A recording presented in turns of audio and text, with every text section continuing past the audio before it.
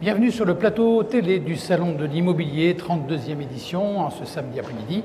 Je reçois Jean-Philippe Recker, qui est responsable prescription chez Pitch Promotion Occitanie, et Sébastien Pacul, directeur commercial Grand Sud de Senzo Conseil, pour la partie un peu financement. Tout à fait, merci de nous accueillir. Merci. Pour la partie gérer un petit peu des promoteurs, où est-ce qu'on en est, comment ça se passe, est-ce que c'est...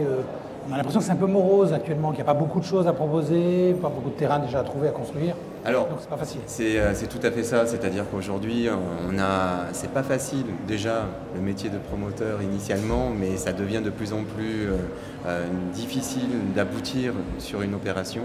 Le nombre de promoteurs aussi a augmenté, ce qui fait une offre qui s'est réduite.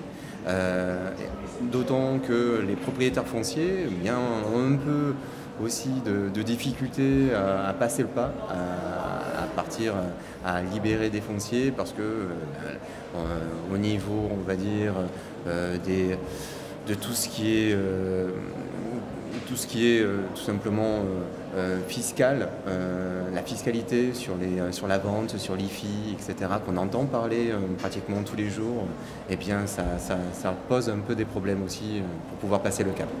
Alors, il n'y a pas beaucoup de produits, mais il y a peut-être beaucoup plus aujourd'hui d'acheteurs potentiels parce que les taux sont assez bas. Est-ce que justement les gens cherchent mais ne trouvent pas? Exactement, nous on a beaucoup de demandes, que ce soit en défiscalisation ou en termes de résidence principale, avec une résidence principale qui s'accroît. Par contre, ce qu'on voit, c'est que les prix augmentent, donc on a une décorrélation entre la demande des gens et souvent l'offre. Et ensuite, même si les taux d'intérêt restent très bas, puisqu'aujourd'hui on peut emprunter aux alentours de 1,5%, les prix s'envolent de plus en plus. Donc on a une raréfaction des lots qui, face à nous, ne nous permet pas de satisfaire toute la demande. Quand vous dites 1,5, c'est TEG ou c'est juste... On est sur du TEG à 1,5, sur 15 ans, on est largement abouti là-dessus. Donc on est très bas, on est assez bas au niveau des taux, mais par contre effectivement les prix augmentent, n'arrêtent pas parce que le terrain se raréfiant, le prix de la construction lui-même ne bouge pas, ne baisse pas. Tout à fait. Et on arrive à des taux, à des niveaux de prix au mètre carré qui devient quand même assez incroyable à Montpellier. Alors on arrive à des niveaux de prix où on se retrouve comme dans d'autres régions qui ont subi une très hausse, comme la Côte d'Azur, mais où aujourd'hui on a des prix qui sont pratiquement similaires. Donc quand on compare des niveaux de T2 entre la Côte d'Azur et Montpellier, effectivement la différence se rétrécit de plus en plus. C'est ce qui fait que le fait qu'il y ait moins d'offres, forcément les prix augmentent. Et le fait d'avoir des financements qui sont bas, automatiquement il y a une corrélation par rapport à ça. Donc ça fait envoler les prix. Oui, tout à fait. Mais la demande alliée. Donc profitons-en. Tant que la demande est liée, on va dire que ça peut fonctionner, mais il ne faudrait pas non plus que la demande se diminue parce que justement ça devient inabordable au niveau de l'acquisition. Alors peu d'offres, du coup les prix augmentent, des taux d'intérêt bas, les prix augmentent aussi. Donc au final c'est quand même l'acheteur qui peut se retrouver un peu piégé quand même. C'est l'acheteur aujourd'hui qui est en difficulté.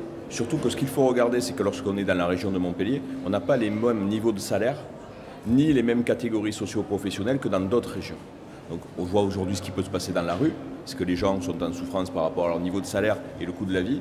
Et je pense que la région Occitanie et le département de l'Hérault, quand on regarde aussi son niveau de pauvreté et le niveau de qualification des emplois qui sont proposés, est en risque immobilier par rapport à cette demande-là qui n'arrive plus à satisfaire ou alors à aller très loin. Mais aujourd'hui, on s'aperçoit aussi que beaucoup de personnes hésitent à s'éloigner des centres-villes puisque la clientèle, elle, revient vers les premières couronnes, voire les deuxièmes couronnes.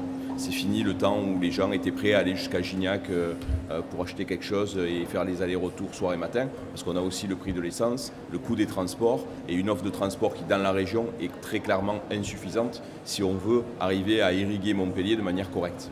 Alors, les prix augmentent, il n'y a pas beaucoup d'offres. Est-ce qu'à force, ça ne risque pas de pénaliser carrément tout le bassin montpelliérain avec des gens qui ne voudront plus ou ne pourront plus en tout cas venir s'installer ici? Oui, c'est pour ça qu'on travaille dans le diffus, c'est pour ça qu'effectivement on répond au maximum au niveau des appels d'offres, mais il faut augmenter, il faut justement bâtir plus, peut-être rebâtir sur la ville, puisqu'aujourd'hui il y a des secteurs où en l'occurrence on sait qu'ils ont besoin de rénovation, c'est en cours, c'est en marche, tant mieux, profitons-en.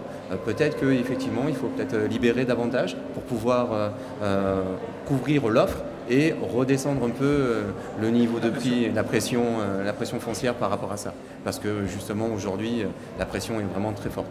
Avec la difficulté que construire, c'est bien, enfin, rebâtir la ville sur la ville, c'est très bien, mais il faut quand même 5 à 10 ans pour arriver à sortir des projets.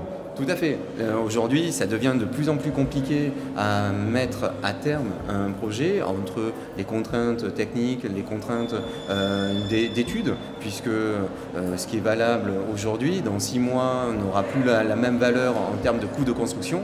Et là aussi, en termes de promoteurs, le vrai sujet, c'est aussi le coût de construction qui s'est envolé parce que ça devient de plus en plus compliqué à trouver des corps de métier qui tiennent la route. Tout à fait. La construction, le prix de la construction augmente, mais est-ce que le prix de la revente va, lui, tenir la même courbe? Ça, hélas, je pense que depuis, ça fait maintenant une vingtaine d'années que je travaille dans la promotion immobilière. Concrètement, c'est toujours été la question qu'on s'est posée là-dessus en se disant est-ce qu'on pourra revendre et à quel prix on pourra revendre et comment on pourra le revendre. Le tout, c'est d'éviter d'avoir le risque spéculatif en se disant on est dans une bulle et que ça risque d'éclater. Alors, les prêts à taux zéro, on ne sait pas trop si ça va être maintenu. La loi Pinel, on ne sait pas non plus. Ça n'aide pas non plus, tout ça. C'est là où je voulais en venir. C'est là où je voulais en venir, c'est que le sujet est vraiment politique. Aujourd'hui, on n'a pas de politique du logement qui soit claire en France. On sait qu'on est en sous-production de logements depuis environ 30 ans. On n'a rien fait pour corriger ça. On a juste fait des mesures qui sont du saupoudrage. Il faut une politique de rénovation des cœurs de ville aussi en reconstruisant la ville sur la ville. Et il faut donner aussi aux gens une perspective fiscale quant à l'immobilier. Parce que, excusez-moi, mais aujourd'hui, j'ai l'impression qu'on a un peu l'imophobie au niveau du gouvernement, avec l'INFI par exemple. Il faut savoir, quand je vais acheter un bien en défiscalisation, comment ça va fonctionner et quelle perspective je vais avoir, puisqu'il y a des gens qui sont prêts à investir aujourd'hui, puisque l'immobilier reste la valeur la plus rentable qu'il y ait sur le marché, mais il faut leur donner confiance. Et ça, la confiance aujourd'hui, elle n'y est pas, comme elle n'y est pas du côté des promoteurs, pour savoir lorsqu'ils vont s'implanter, si les permis de construire vont suivre, si de nouvelles ZAC vont s'ouvrir, si de nouveaux terrains vont se faire, et aussi les accompagner sur des cahiers des charges un peu plus légers pour construire à bas coût. Parce que quand on voit les exigences politiques sur certaines zones, on sait très bien que ça va faire flamber les prix, ne serait-ce que par la qualité des matériaux qui sont demandés ou des décorations. Est-ce que la clientèle attend ça avec le niveau de charge qui en incombe et qui en découle après? Pas forcément. Il y a peu de chance même. Exactement. Alors, au palier de permis de construire, on va en plus arriver dans une période des municipales où là, il va y avoir certainement, en tout cas pas assurément, mais quand même a priori un gel des permis de construire, ou en tout cas une baisse du nombre de permis de construire. Donc ça ne va pas vous aider. Là, c'est sûr que c'est un élément ralentissant, c'est un élément aggravant. Maintenant, je pense que justement, ça serait bien d'avoir l'effet inverse. Justement pour pouvoir marquer davantage le fait que l'on est vraiment à l'écoute du public. Et aujourd'hui, on voit bien, on a des consommateurs qui sont là, qui sont prêts à acheter, mais qui ne trouvent pas leur bien. Donc on voit bien qu'aujourd'hui, c'est une grosse difficulté à pouvoir servir les consommateurs à ce jour. Bien sûr. Est-ce qu'ils ne trouvent pas leur bien parce qu'il n'y en a pas, ou est-ce qu'ils ne trouvent pas leur bien parce que c'est hors de prix? Non, c'est un peu les deux. C'est-à-dire qu'aujourd'hui, comme il n'y a pas d'offre, automatiquement c'est cher. Et le fait de ne pas avoir d'offre, automatiquement, leur niveau d'exigence, si toutefois, à chaque fois qu'on fait une acquisition, que ce soit de la résidence principale ou de l'investissement locatif, la démarche reste exactement le même. On a toujours un niveau d'exigence qu'on se donne. Et là, aujourd'hui, ça n'aboutit pas. Ça n'aboutit pas. Et en plus, on peut rajouter que depuis qu'on a la 20% d'imposition de logements sociaux, ça a fait aussi grimper les prix parce que les bailleurs sociaux achètent en low cost et donc ce prix, forcément, il faut le répercuter ailleurs.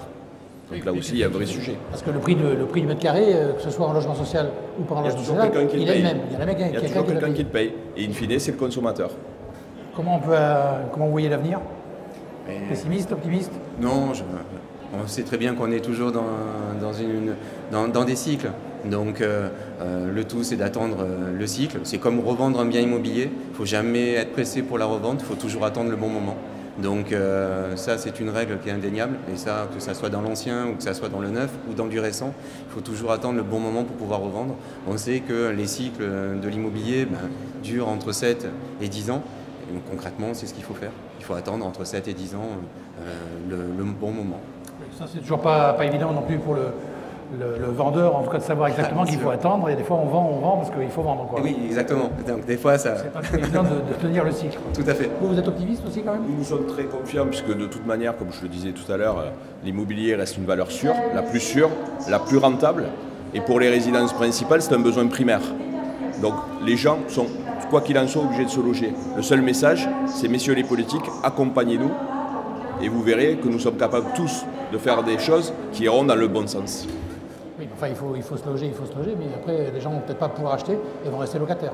Exactement. C'est pour ça qu'il y a des lois de défiscalisation. C'est pour ça aujourd'hui que les promoteurs et ces lois de défiscalisation appelées niches fiscales sont très utiles. On le voit par rapport à nos clients, par rapport à la satisfaction des locataires, qu'il faut continuer à aller dans ce sens-là, puisque de toute manière, il faut quand même gommer l'effet des prix avec les jeunes de 20 à 30 ans, surtout qu'on a quand même un fort taux migratoire de jeunes dans la région, avec l'accès locatif et pourquoi pas aussi travailler sur les PLS. Très bien, écoutez, merci à tous les deux d'être venus sur le plateau. Vous pouvez retrouver ce plateau et l'ensemble des plateaux qui ont été réalisés pendant le salon de l'immobilier du mois de mars sur la chaîne YouTube du salon de l'immobilier ainsi que sur le site internet de notre partenaire Forum TV. A tout à l'heure pour un nouveau plateau.